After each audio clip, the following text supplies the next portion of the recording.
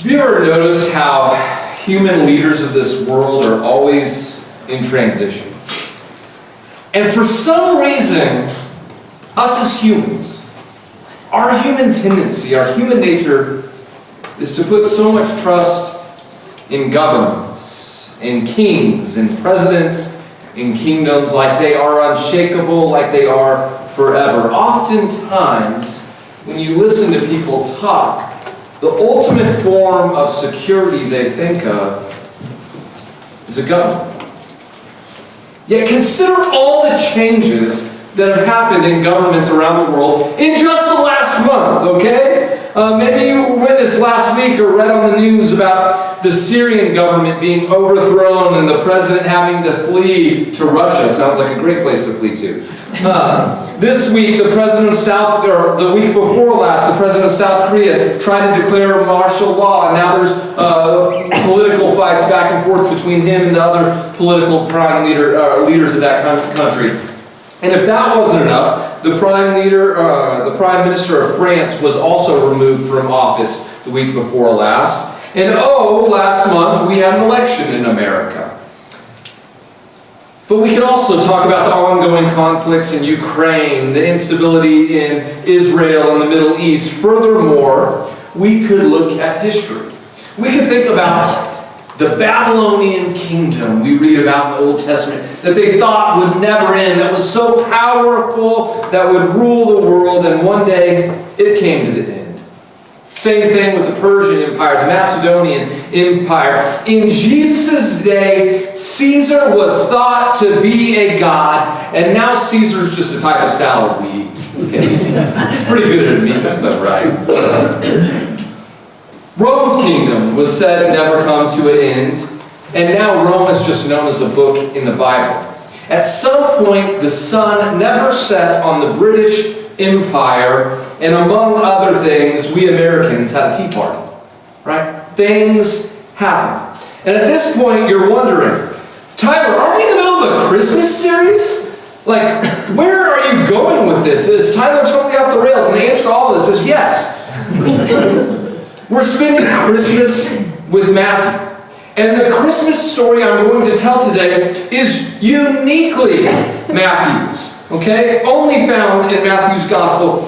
And we are familiar with this story if you've grown up going to church, if you go to church regularly, but we miss a picture of the painting that Matthew is trying to paint for us with his words. We find in this story, Matthew is telling us a greater hope of a greater leader, of a greater kingdom than any kingdom this world could offer today. But here's the challenge. The challenge of Christmas is to think of Jesus as a baby.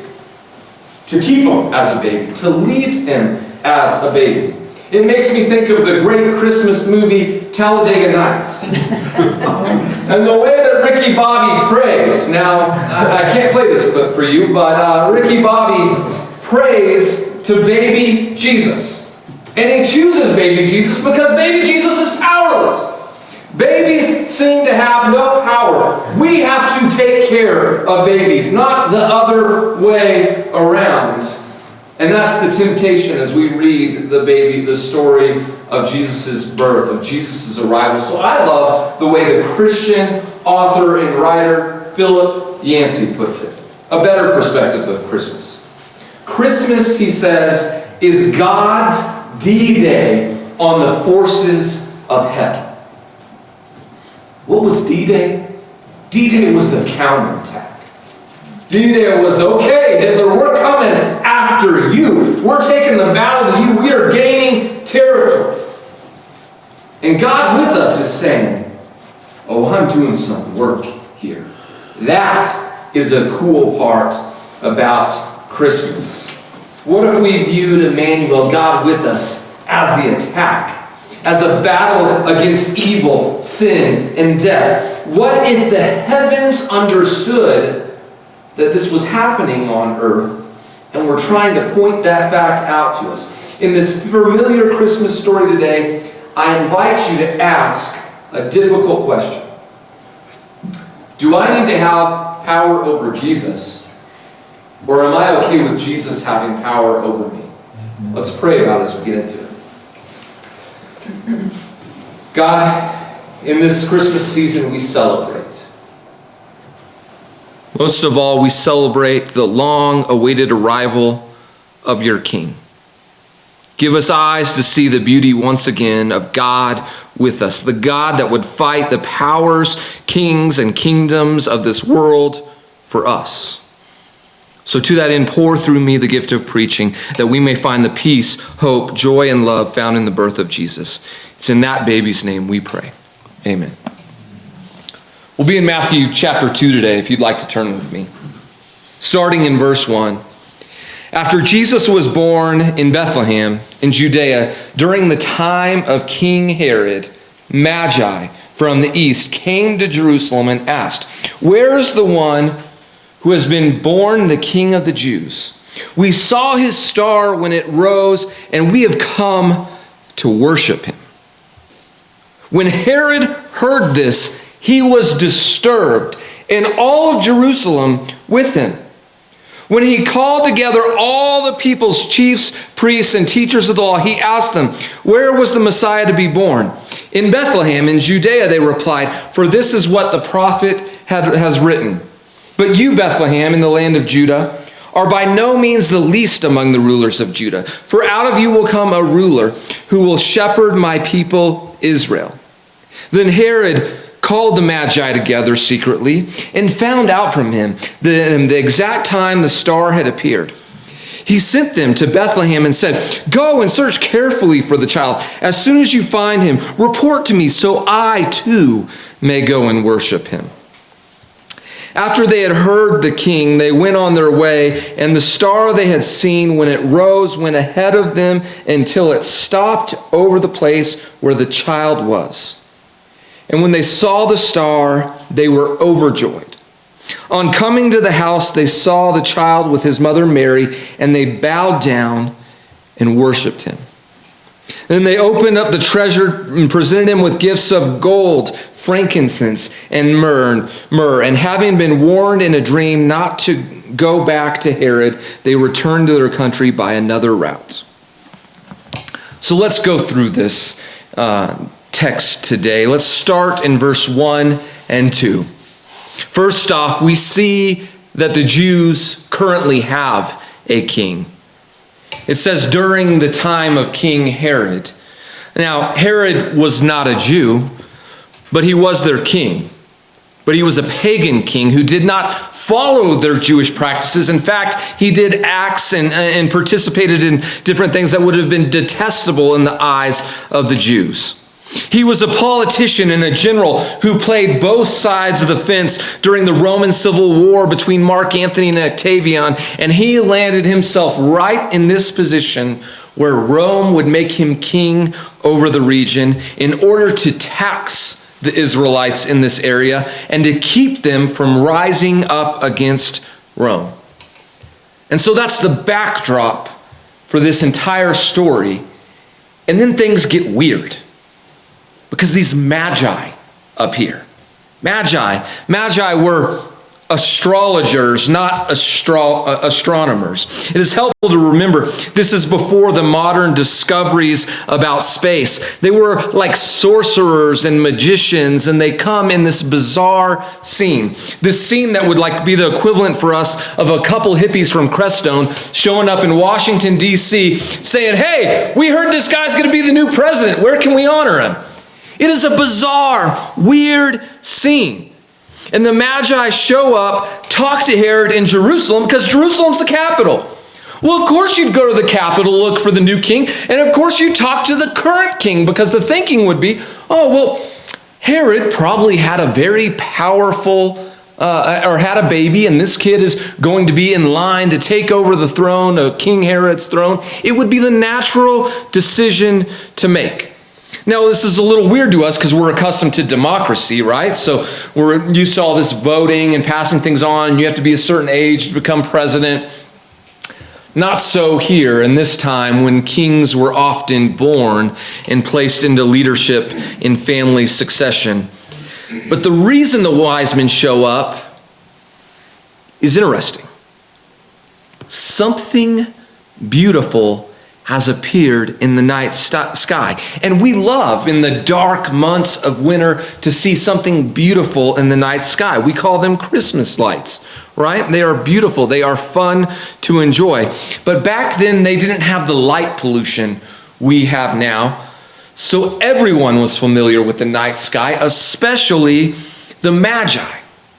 But it's important to know the context and the significance of what this star meant. Because a star showing up was a symbol of what was happening both in heaven and on earth. It was widely believed, and not just by the Jews, that heaven and earth were a mirror of each other. And so if God was doing something in the heavens, God was also doing something on earth. So a new star showing up is excitement because it means God is doing a new thing. God is doing something important. So was this star the comet that showed up around that time? Maybe. Many scholars think that there was a conjunction between Jupiter and Saturn that happened 3 times in 7 BC. Maybe it was that Jupiter, not the tree, but the planet, was known as a royal planet, and Saturn was thought of as the Jews, representing the Jews. So could that be the Christmas star? Possibly.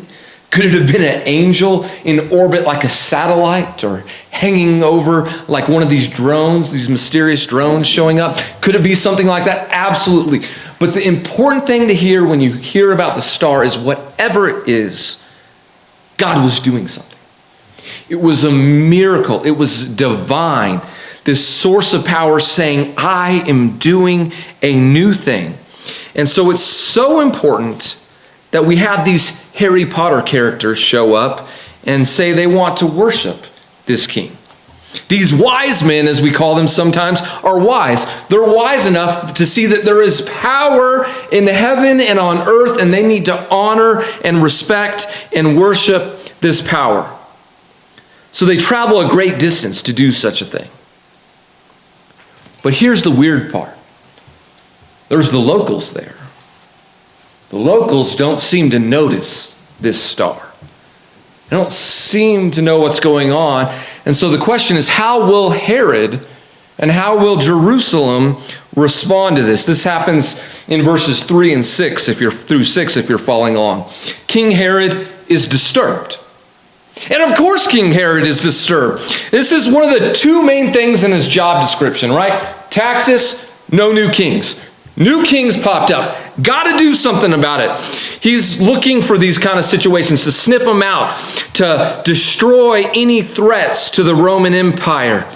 But there's a piece of this that we often overlook when we think about the Christmas story. Why is Jerusalem disturbed too? Why? Their long-awaited king. 800 years they've been praying for something. I mean, the Broncos have been bad for 8 years, and I can't wait for us to be good again. We'll see how it goes this afternoon. Right?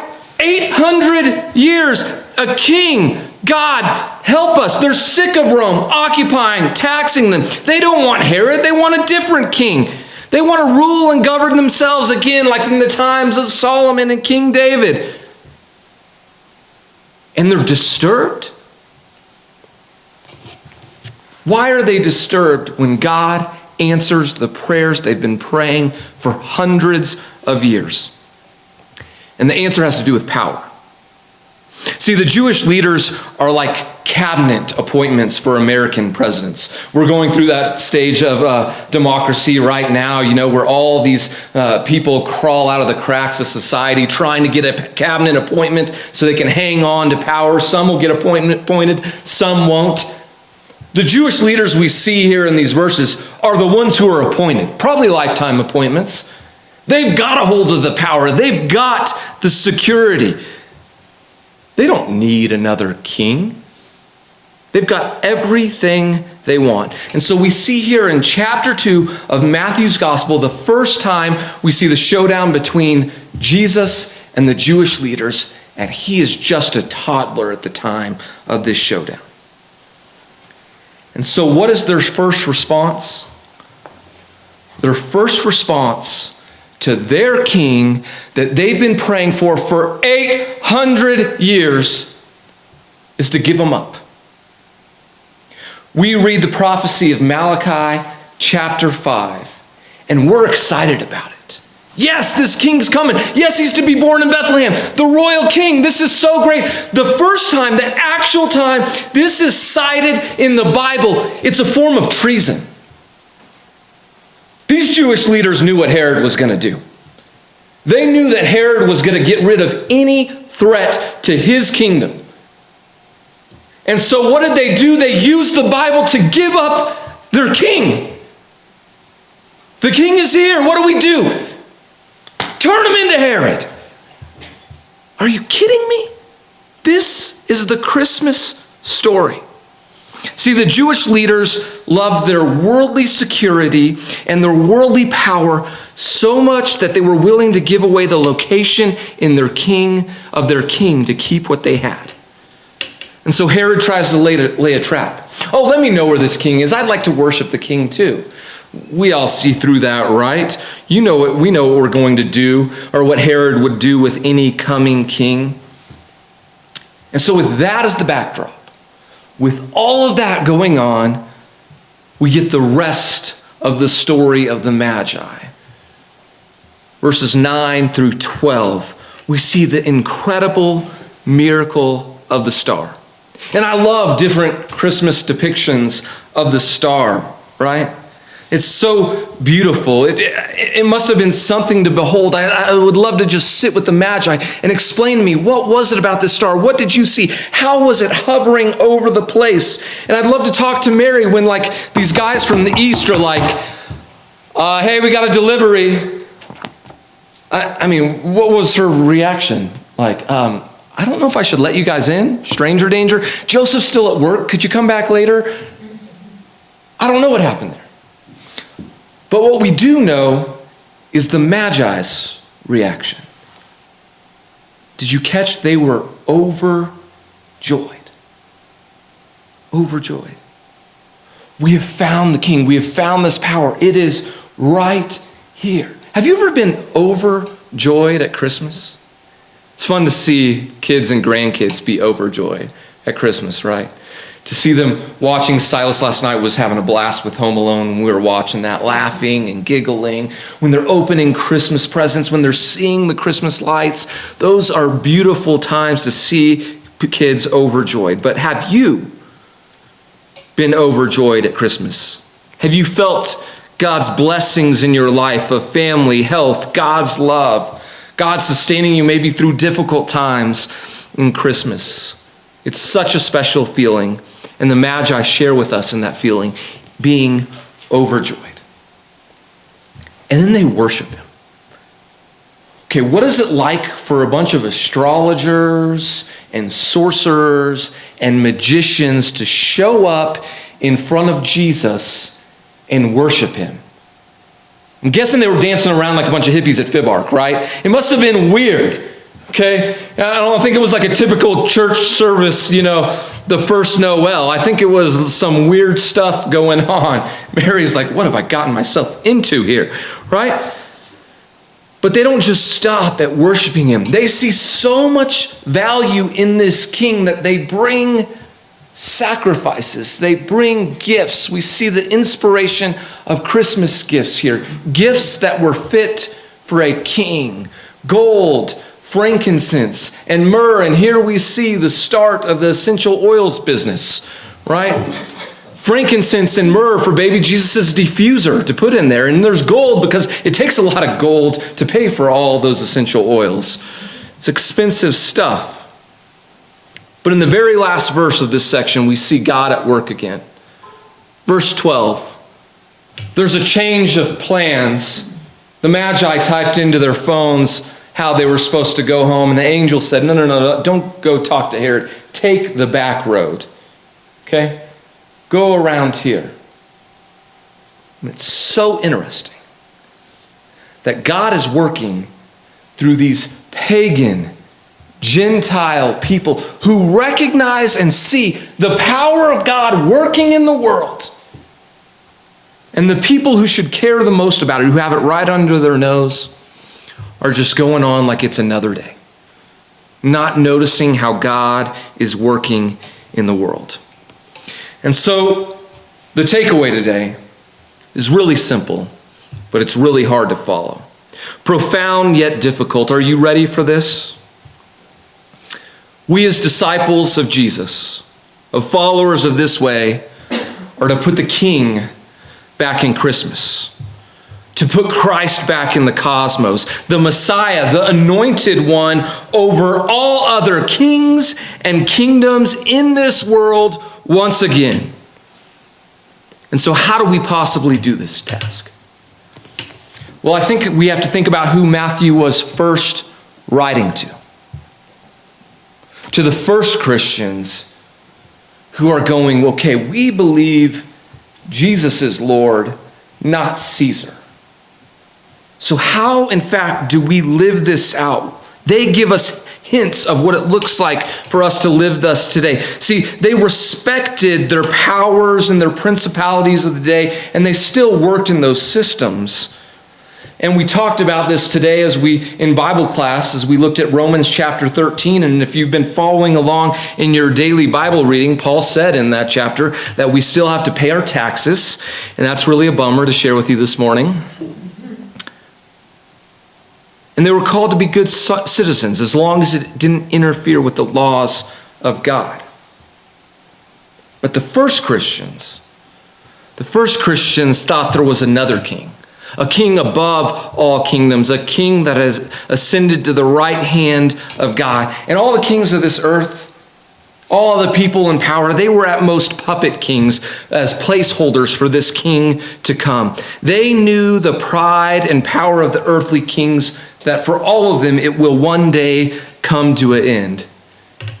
And so instead, voluntarily, they decided to live for another kingdom, an upside down kingdom, where the last shall be first and the first shall be last. They were people of justice and mercy and grace. They had love and compassion and peace that passed understanding. And the temptation for us at Christmas is to be the little drummer boy.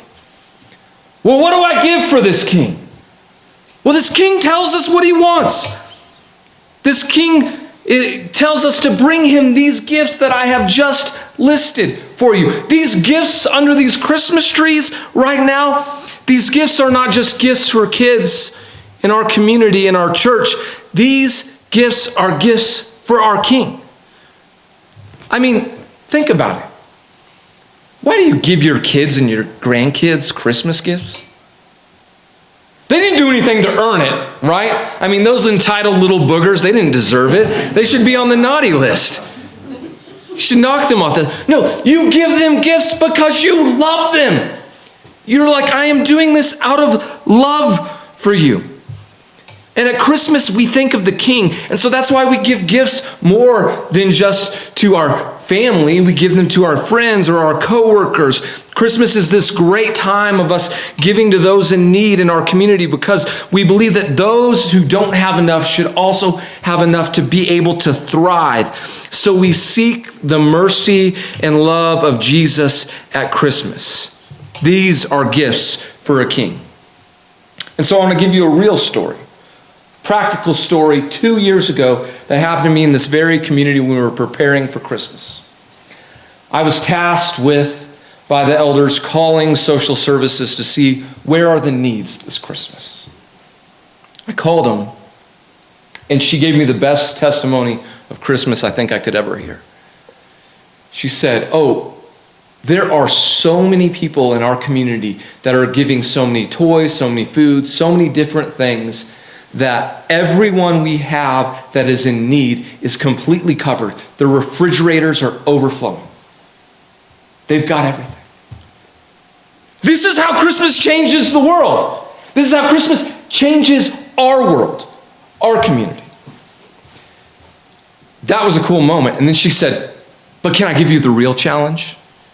Can I push you a little farther? I'm like, oh, wait, we'll got to go for this now. I said, sure. She said, here's the real challenge. In 3 months from now, people won't have anything to eat.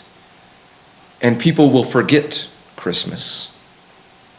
And I can't get people to give then. I can't get them to care for each other then. That's when we really need the help. We talked about this in the elders meeting today. I had this in my notes, and it just came up, and it wasn't even planned. How do we do this as a church? We bumped back based on this advice. Instead of doing the Thanksgiving and the Christmas boxes, we bumped it to Easter, and we didn't get a lot of traction. We weren't that interested as a church in doing this. See, as followers of the kingdom, our heart and our desires to follow Jesus, to celebrate this King, don't just stop December 25th. Right? It continues through the year. We celebrate God with us every single day. And so let me give you just something really practical. If you could help us with this, talk to Jim after service. Talk to Jim and say, hey, how do we help people through this year? We've been bouncing different ideas around with picnic in the park, with super supper, with and adding stuff onto that, adding on something around Easter. I don't know. We need your help. We need your input. If you're interested in that, talk to Jim after service. But we want to serve our King. We want to serve him at Christmas. We want to serve him after Christmas. We want to constantly be honoring our King. Amen. And so, as we get ready to close, let me give you some real peace and joy this Christmas. The first disciples believed that, like we do today, that Jesus will come again. This isn't the end of the story, that more is to happen. The last book of the Bible, Revelation, gives us these prophecies of people, a response to Jesus' return and what it will look like when Jesus returns. And one of my favorite parts is people, these rulers, these people of power, these different people coming in contact with Jesus and then giving up their power before him. Kneeling and worshiping, laying their crowns at the feet of Jesus. What a sight that will be. And usually when we think about it, we think about our least favorite leaders in the history of the world and how great that moment will be to see Hitler and Stalin and Putin laying their crowns at the feet of Jesus saying, your ways are above our ways. But that's the easy lesson. The hard lesson, the real challenge of chapter 2 is to think of our favorite leaders, to think of ourselves doing the same thing. To see George Washington, Abraham Lincoln, or Ronald Reagan casting their crowns at the feet of Jesus, submitting all their power and authority to him. See, the leaders of Jerusalem leave us with some Christmas questions that should keep us awake at night. Questions like, do we want Jesus to return? Would we be excited about Jesus' arrival? Or would we turn him in to the powers and authorities of this world? Practically, this sounds like us thinking in our own heads, hey, things are going pretty well. We have all we need. We don't need Jesus right now. It sounds like us saying, God, we have our pieces of power right now, and we're content with this power. We don't want you to come overthrow all of this, especially our area where we have control. It is the sense of defiance to believe that Herod's ways are better than the ways of Jesus. And it actually goes to our biggest prayers. If you think about what we often pray for, we often pray about what we hope and long for the most in life. And this week I've been convicted that our biggest fear in our prayers is not our prayers going unanswered. Our biggest fears is God answering our prayers in ways we didn't want God to answer it. And that's what happened when the King of the universe showed up. That's not what we prayed for, God. A manger? Bethlehem? We didn't want him to come in and take over these things. See, the book of Matthew is getting us ready because chapters later, Jesus will come in riding on a donkey, a symbol of peace, looking over this city that was disturbed at his birth, and he will weep over them, longing for so much more for his people, for their kingdoms, for such a better response for them. But since the very beginning, we need to hear, Jesus is not the king the Jews wanted. They wanted something else. And so we have to pray differently. We have to pray to have the eyes of the Magi, to see the greater and deeper and richer, more powerful ways God is working in both the heavens and the earth. We have to pray that our greatest hopes go beyond all of our earthly desires because Jesus gives us peace. And the world's a mess right now. It's a complete mess. Look at all the national conflicts I've already outlined, and the conflicts can go all the way down from nationally around the world to the conflicts in our very own soul. And so the peace we find today is there's another king. There's another kingdom. There's another way that is better than all the messes in all the countries of this world. And this king is gaining territory. And one day this king will come back and take over it all. And that's a reason to sleep well at night. So I invite with you this Christmas to celebrate a baby being born, a toddler being honored with gifts. And while we are called to partner with and look after this baby, more than anything, I hope you see that this baby actually looks after us. And that baby is a reason to have a very Merry Christmas. So I ask you today, which king's power do you want to live under? As I close, I want to share this verse from Ephesians with you. This is the power my king has. And this is the power your king too could have if you choose to follow him. His incomparably great power for us who believe. That power is the same as the mighty strength he exerted when he raised Christ from the dead and seated him at the right heavenly realms, far above all rule and authority, power and dominion, and every name that is invoked, not only in the present age, but in the age to come. And God placed all things under his feet, appointed him to be the head over everything for the church, which is his body, the fullness of him who fills everything in every way. That's my king.